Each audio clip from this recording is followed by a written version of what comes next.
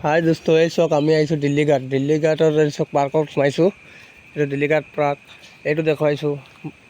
এয়া চক ইমান ধুনীয়াকৈ বনাইছে, বহুত দিন হৈ গৈছে মানে এইটো বনোৱাৰ। এইটো চক দিল্লী ঘাটৰ, আৰু চাইছোঁ ৰখিব, আৰু কিবা কিবি আৰু যদি দেখুৱাম আৰু দেখুৱাইছোঁ। দিল্লী ঘাট আহিছোঁ, এইপিনে গৈ চাওঁচোন, চবটো হাবিয়ে দেখি পাইছোঁচোন, আৰু একোৱেই নাই, হাবিৰ বাহিৰে একোৱেই নাই। পাৰ্কত ইমান জংঘল আছে, মই আজি ফাৰ্ষ্ট দেখিছোঁ।